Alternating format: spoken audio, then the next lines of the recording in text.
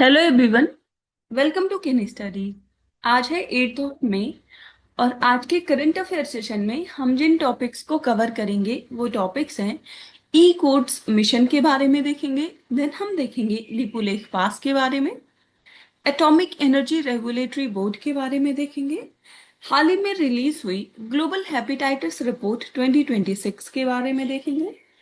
इसके साथ ही हम देखेंगे इंडो तिब्बतन बॉर्डर पुलिस के बारे में यानी कि आईटीबीपी के बारे में, और लास्ट में हम देखेंगे जजेस in the supreme court of India के बारे में। हाल ही में इनकी जो संख्या है वो बढ़ाई गई है। शुरू करते हैं आज का करंट अफेयर सेशन। ये रहा आज का first question. With reference to the e-courts mission mode project in India, consider the following statements। तो यहाँ पर जो भारत में ई कोड मिशन मोड परियोजना है उससे संबंधित कुछ कथन दिए गए हैं जिन पर आपको विचार करना है।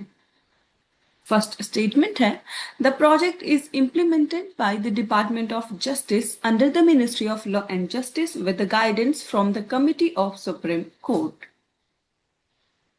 और सेकंड स्टेटमेंट है, it aims to establish a nationwide digital judicial ecosystem including virtual courts and online case management systems. और थर्ड स्टेटमेंट है, it is a central sector scheme. और यहां पर आपसे करेक्ट स्टेटमेंट्स पूछी जा रही है। आपको बताना है ये जो ई कोर्ट्स मिशन मोड प्रोजेक्ट है इससे संबंधित यहाँ पर कितने ऐसे स्टेटमेंट्स हैं जो कि करेक्ट हैं।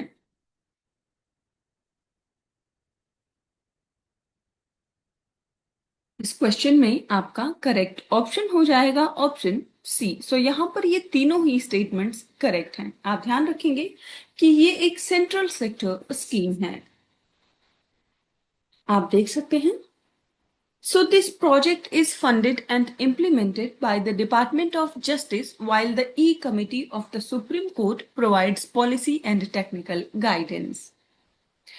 ये जो प्रोजेक्ट है इसका एम है to digitize courts, enable virtual hearings and provide online access to case data, forming an integrated digital judicial system. So the e-courts project phase 3 was launched as a central sector scheme with a financial outlay of 7,210 crore rupees.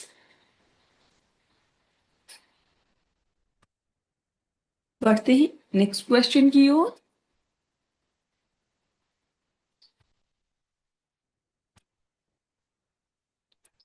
The Lipulekh Pass, recently in the news, provides a gateway for the Kailash Mansarovar Yatra. So this pass is located at the tri-junction of which of these?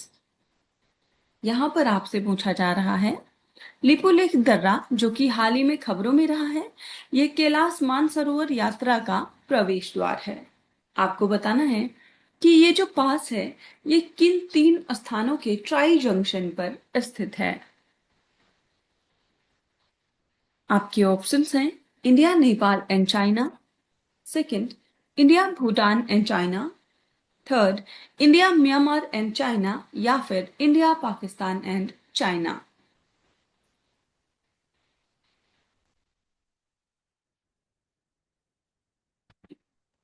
तो यहाँ पर आपसे लिपुलेख पास के बारे में पूछा जा रहा है जिसे gateway for the Kailash Mansarovar यात्रा के नाम से भी जाना जाता है। आपको बताना है कि ये किन तीन स्थानों के ट्राई जंक्शन पर स्थित है। और इस क्वेश्चन में आपका करेक्ट ऑप्शन हो जाएगा ऑप्शन ए। ये ट्राई जंक्शन जो है यहाँ पर जो तीन स्थान है वो है इंडिया, नेपाल एंड चाइना। आप देख सकते हैं। So the Lipulekh Pass is a strategic mountain pass located in the Kumaon region of Uttarakhand. It is situated at the tri-junction of India, Nepal and China. So this geographic location is the root of the current diplomatic sensitivity.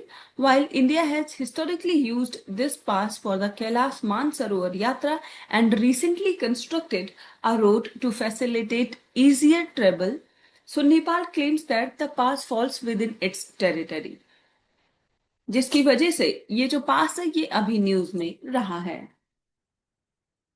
The Yatra destination, Mount Kailash and Lake Mansarovar, is entirely within the Tibet Autonomous Region of China, but the access routes are through Indian territory.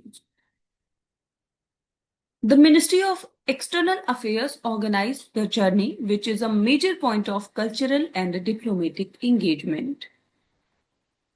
So the other major route is through the Nathula Pass in Sikkim, which is motorable but involves a much longer trek through the Tibetan Plateau. Eligibility for the Yatra is strictly for the Indian citizens aged 18 to 70, and the Yatra is conducted with the support of the Kumaon Mandal Vikas Nigam and paramilitary forces like ITBP, ensuring safety in the rugged high-altitude terrain exceeding 15,000 feet. तो आप ध्यान रखेंगे लिपुलेख पास जो है वो जिस tri junction पर स्थित है वो प्लेसेस हैं India, Nepal and China.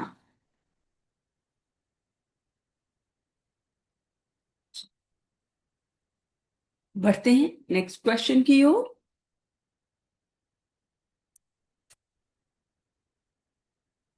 Regarding the Atomic Energy Regulatory Board, consider the following statements. So यहाँ पर जो परमाणु ऊर्जा नियामक बोर्ड है उससे संबंधित कुछ कथन दिए गए हैं जिन पर आपको विचार करना है. फर्स्ट स्टेटमेंट है, it was established as a statutory body under the Environment Act 1986 to oversee nuclear safety. Second statement है, the board possesses the authority to enforce safety standards for both Department of Atomic Energy facilities and non-DAE radiation installations such as medical X-ray units. And third is, the board functions independently of the agencies responsible for the development and promotion of nuclear power in India. और यहां पर आपसे correct statements पूछी जा रही है. आपको बताना है एटॉमिक एनर्जी रेगुलेटरी बोर्ड जो है इससे संबंधित यहां पर कितने ऐसे स्टेटमेंट्स हैं जो कि करेक्ट हैं.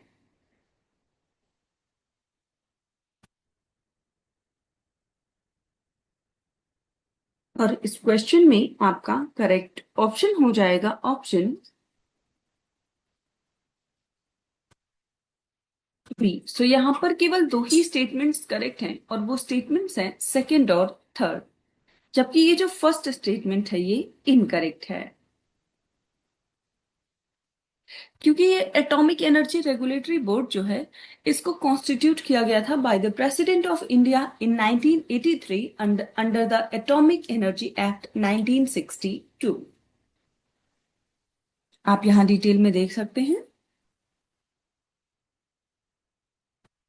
So the Atomic Energy Regulatory Board was constituted by the President of India in 1983 under the Atomic Energy Act 1962, not the Environment Act, though it does not assist the government in framing rules under the latter. So its origin traces back to the recommendations from the Makoni and Karkhawala committees which sought an independent oversight body. So this board's mandate is broad, covering the entire spectrum of ionizing radiation, and this includes high-level nuclear power plants like Kudankulam and industrial medical applications of radiation. So ये issue करता है licenses and consents for various stages, including the first pour of concrete and equipment erection. And the critical feature of this board is its functional independence. So it draws experts from diverse academic and governmental institutions to ensure that safety reviews are technically rigorous and not influenced by the developmental targets of DAE. So the Safety Review Committee for Operating Plants is an integral part of this oversight mechanism monitoring the performance of operating units to ensure they pose no undue risk to public health or the environment. आप ध्यान रखेंगे ये जो atomic energy regulatory board है इसका headquarter स्थित है मुंबई में और वर्तमान समय में इसके चेयरमैन हैं Dinesh Kumar Shukla.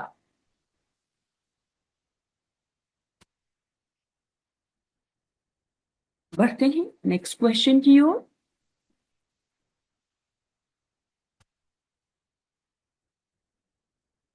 Recently, the Global Hepatitis Report 2026 was released by which of the following organizations?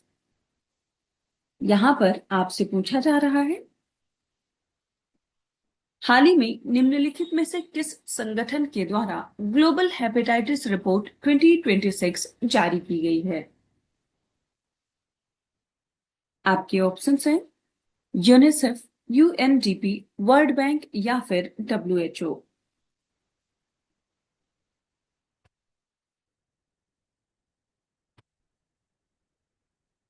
और इस क्वेश्चन में आपका करेक्ट ऑप्शन हो जाएगा ऑप्शन डी। सो ग्लोबल हेपेटाइटिस रिपोर्ट 2026 को हाल ही में रिलीज किया है वर्ल्ड हेल्थ ऑर्गेनाइजेशन ने। आप देख सकते हैं according to the WHO's Global Hepatitis Report 2026, India remains among the countries bearing the highest burden of hepatitis related deaths. Hepatitis के बारे में बात करें तो it is an inflammation of the liver that is caused by a variety of infectious viruses and non-infectious agents. So it is commonly the result of a viral infection, but there are other possible causes of the hepatitis. So these include autoimmune hepatitis and hepatitis that occurs as a secondary result of medications, drugs, toxins, and alcohol. Autoimmune hepatitis is a disease that occurs when your body makes antibodies against your liver tissues. साथ ही अगर हम WHO की बात करें यानी कि world health organisation की, तो ये एक स्पेशलाइज्ड एजेंसी है यूनाइटेड नेशंस की जो कोऑर्डिनेट करती है responses to international public health issues and emergencies. इसका जो हेडक्वार्टर है वो स्थित है जेनेवा में and it has 6 regional offices and 150 field offices worldwide. इसको फॉर्म किया गया 1948 में और वर्तमान समय में इसके जो डायरेक्टर जनरल हैं वो हैं Tedros अधानम घेब्रेयस।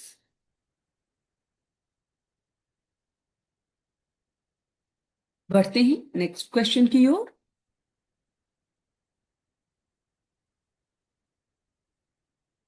Consider the following statements regarding Indo-Tibetan Border Police and its functions. So यहाँ पर जो भारत तिब्बत सीमा पुलिस है,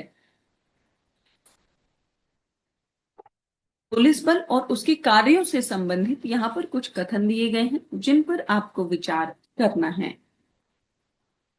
फर्स्ट स्टेटमेंट है The ITBP is the Central Armed Police Force that specializes in sub-zero survival and high-altitude tactical warfare. Second statement है Its administrative control lies with the Ministry of Defense while its operational control is with the Ministry of Home Affairs. And third, the force was granted independent status through the ITBP Act of 1992.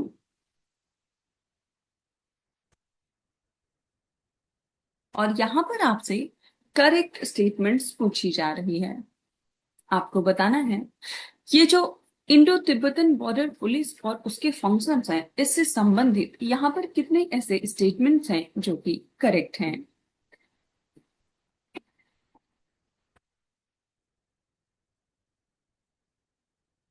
इस question में आपका correct option हो जाएगा option B. सो यहाँ पर केवल दो ही statements correct हैं, वो स्टेटमेंट्स हैं फर्स्ट और थर्ड। सेकेंड स्टेटमेंट यहाँ पर इनकरेक्ट है, क्योंकि ये जो आईटीबीपी है इसका एडमिनिस्ट्रेटिव कंट्रोल होता है मिनिस्ट्री ऑफ होम अफेयर्स के अंतर्गत, ना कि मिनिस्ट्री ऑफ डिफेंस के अंतर्गत। देख सकते हैं यहाँ डिटेल में। So the ITBP's institutional identity is unique among India's armed forces, and it is the premier force for high altitude operations, with its personnel specifically trained for the extreme conditions of the Himalayas ranging up to 18,800 feet. So ITBP, like all central armed police forces, is entirely under the Ministry of Home Affairs for both administrative and operational control. So it is not under the Ministry of Defense, जिसके अंतर्गत जैसे कि army, navy और air force शामिल हैं. So after being raised under the CRPF Act in 1962, the force was eventually given its own independent legislative framework through the ITBP-F Act in 1992. So the ITBP's motto is Saurdrita Karmanishtha. It guides its multifaceted role, which includes guarding the 3,488-kilometer border with China, conducting mountaineering rescues, and assisting in internal security. So their one border, one force mandate makes them the sole guardian of the Indo-Tibetan frontier, a role that requires constant vigilance and specialized survival skills in one of the world's most challenging terrains.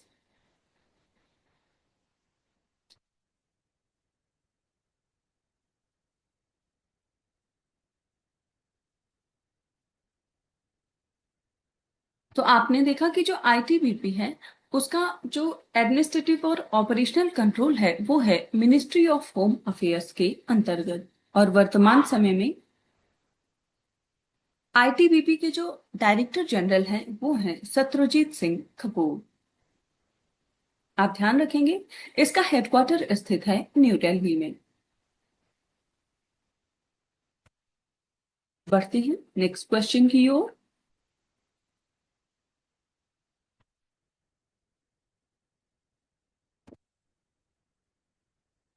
According to the recent cabinet approval in the May 2026, what will be the new maximum number of judges in the Supreme Court of India, excluding the Chief Justice of India? So यहां पर आपसे पूछा जा रहा है मई 2026 में cabinet द्वारा दी गई हालिया मंजूरी के अनुसार भारत के सर्वोच्च न्यायालय में न्यायाधीशों की जो नई अधिकतम संख्या है वो क्या होगी. इसमें भारत के मुख्य न्यायाधीश को नहीं जोड़ा गया है, मतलब उनके अलावा जो न्यायाधीश हैं उनकी संख्या कितनी होगी. आपके ऑप्शंस हैं 30, 33, 35 या फिर 37.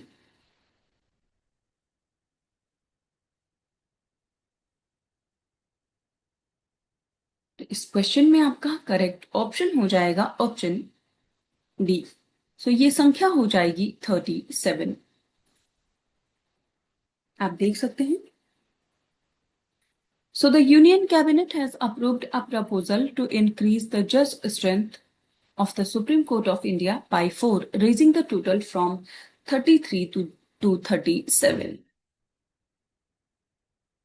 So the cabinet chaired by Prime Minister Sri Narendra Modi approved the introduction of the Supreme Court Amendment Bill 2026 in Parliament.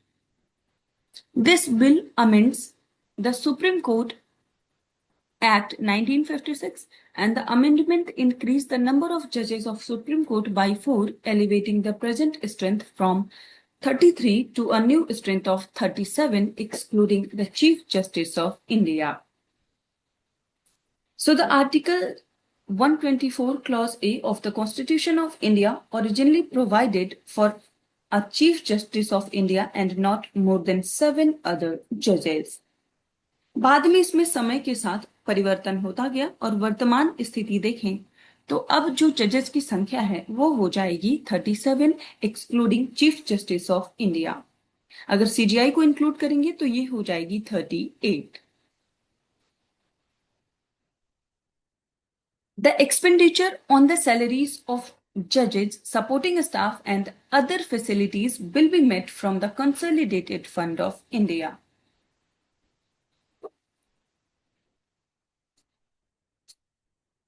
So, आज के करंट अफेयर सेशन में इतना ही।